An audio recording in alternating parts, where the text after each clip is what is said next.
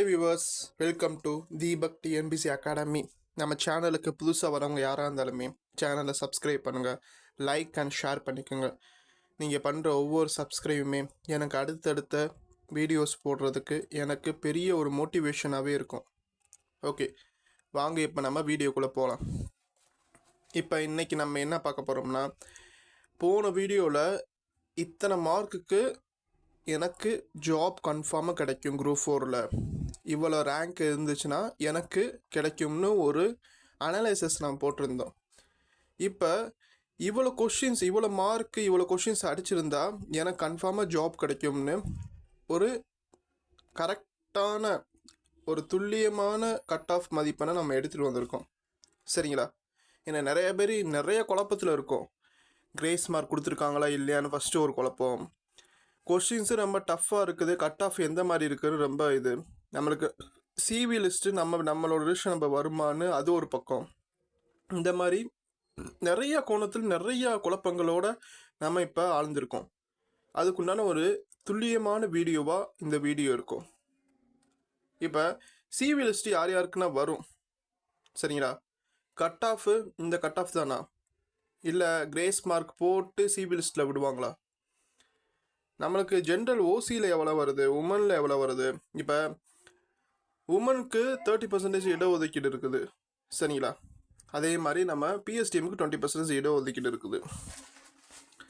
அது ஒரு எக்ஸாப்ட் எப்படி இருக்கும், என்ன மாதிரி இனி வரப்போகிற கவுன்சிலிங்கில் என்ன மாதிரி நடக்கும்ன்றது ஒரு அனலைசஸ், ஸ்க்ரீன் அனலைசஸ் தான் பார்க்குறோம். இப்போ ஜென்ரல் ஓசி எடுத்துக்கிட்டோம்னா 230 மார்க் எடுத்தவங்க சேஃப் ஜோனில் இருக்காங்க. அதே மாதிரி பிசியில் எடுத்துக்கிட்டோம்னா இது வந்து உமனும் இல்லாமல் மென்னு இல்லாமல் பொதுவானது, சரிங்களா? பிசி எடுத்துக்கிட்டோம்னா 225 கொஷின் மார்க் போட்டவங்க கன்ஃபார்மாக ஒரு சேஃப் ஜோனில் இருக்காங்க. பிசிஎம் எடுத்துக்கிட்டோம்னா 220 மார்க் எடுத்தவங்க ஒரு சேஃப் ஜோனில் இருக்காங்க. அதே மாதிரி எம்பிசியும் டிஎன்சியும் 210 மார்க் எடுத்தவங்க சேஃப் ஜோனில் இருக்காங்க. எஸ்சி எஸ்டி பிடபிள்யூடி கேண்டிடேட் எல்லாருமே 205 மார்க் எடுத்தவங்க பெரிய ஒரு சேஃப் ஜோனில் இருக்காங்க. உமன் இப்போ இதே இதில் ஓசியில் உமன் இருப்பாங்க பார்த்தீங்களா, அவங்க 225 மார்க் எடுத்தாலே ஓகேன்னு இந்த வட்டம் வந்திருக்குது. இது வந்து நானாக ஒரு அசியூம்ஷனில் போட்டதில்லை. கிட்டத்தட்ட ஒரு 100 ஸ்டூடெண்ட்கிட்ட அவங்க பூராமே ஒவ்வொரு கம்யூனிட்டியில் இருக்காங்க, எல்லாத்துக்கிட்டேயுமே ஒரு கலெக்ஷன் வாங்கி அதுலேருந்து நான் இவ்வளோ கம்யூனிட்டிக்கு இவ்வளோ மார்க்ஸ் தான் வந்திருக்கு, நான் ஒரு அலோகேஷன் பண்ணி உங்களுக்கு நான் கட் ஆஃப் போட்டிருக்கேன். அதனால் கொஞ்சம் தெளிவாக துல்லியமாக பாருங்கள். பிசினா ஒரு 220 மார்க் எடுத்தால் ஓகே உமனுக்கு சொல்கிறாங்க. 215 பிசிஎம் எடுத்தவங்களே ஒரு எப்படி சொல்கிறது, சம்திங் ஒரு 220 215க்குள்ளேயே ஒரு 2000 பேர்கிட்ட அந்த டிஃபர் ஆகுது. உமன்லேயும் சரி மென்லேயும் சரி 1500 பேர் கண்டிப்பாக டிஃபர் ஆகுது. டிஃப்ரென்ஸ் நிறைய நடக்குது இதில். ஆனால் யாருக்கு நம்மளுக்கு வேலை கிடைக்கும், யாருக்கு வேலை கிடைக்காதுன்னு நம்ம சிவி லிஸ்ட்டில் கவுன்சிலிங்கில் போய் உட்காந்து நம்ம அந்த டாக்குமெண்ட் வெரிஃபிகேஷனை முடிச்சதுக்கப்புறம் நம்மளுக்கு வேலை வந்தால் தான் அது ஒரு உறுதித்தன்மையே நம்மளுக்கு கிடைக்கும். நிறைய பேர் ஓகே கிடைக்கும் இன்னும் ஒரு மன உறுதியோடு இருப்போம். ஆனால் சில பேர்த்துக்கு சிவி லிஸ்ட்டு அந்த குறிப்பிட்ட நம்பருக்குள்ளே தான் வராதுன்னு சொல்லுவாங்க. நம்ம மனத்தளராமல் நெக்ஸ்ட் லெவலுக்கு நம்ம அடுத்தடுத்து படிக்க ஆரம்பிக்கணும். இது சாதாரண ஒரு ஜூனியர் அசிஸ்டன்ட் லெவல் தான், சரிங்களா? குரூப் 2 லெவலில் இருக்குது officer cadet, group 1 level gazetted category இருக்குது. இவ்வளோ லெவல் இருக்கமே நம்ம அதுக்கு நோக்கி நம்ம ஃபாஸ்ட்டாக நம்ம ஓட ஆரம்பிக்கணும் இப்போ இருந்தே. ஓகே, இது கடந்த காலம்னா போகட்டும், நீ ஃப்யூச்சர் பார்ப்போம். நம்ம ஃப்யூச்சரில் என்ன மாதிரி நம்மளுக்கு வேலை வேணும்னு உங்களுக்கு மனசில் என்ன மாதிரி அசம்ஷன் பண்ணி வச்சுருக்கீங்களோ அந்த மாதிரி தான் நம்மளுக்கு வேலை அமையும்னு நம்ம முயற்சி பண்ணணும். முயற்சி பண்ணோம்னா கண்டிப்பாக கிடைக்கும். இன்னும் ஹார்ட் ஒர்க் போடணும். ஏன்னா டிஎன்பிசி ட்ரெண்டட் மாற்றிக்கிட்டே இருக்காங்க. கொஸ்டின் பேட்டர்ன் சரி, ட்ரெண்டட் சரி, ரொம்ப மாற்றிக்கிட்டே இருக்காங்க.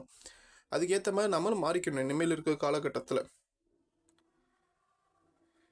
பிடபிள்யூ எக்ஸ் சர்வீஸ் மேனுக்கு தான் ஓரளவுக்கு எனக்கு கிடைக்கல. எனக்கு இவ்வளோ கட் ஆஃப் இருந்துச்சுன்னா எனக்கு மார்க் கிடைக்கும்னு எனக்கு ஓரளவுக்கு எனக்கு கிடைக்கல. இது எல்லாமே செக் பண்ணி பார்த்துக்குங்க.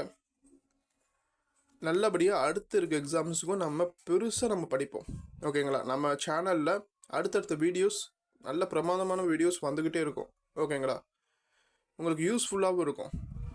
இனி அடுத்து நாங்கள் ஃபோக்கஸ் பண்ண போகிறது பூராமே சென்ட்ரல் கவர்மெண்ட்டில் நடக்கிற எஸ்எஸ்சி எம்டிஎஸ்சில் தான். இதே கேட்டகரி தான் எஸ்எஸ்சி எம்டிஎஸ்லேயும் நடக்குது. சரிங்களா? இதே பேட்டர்ன் தான்.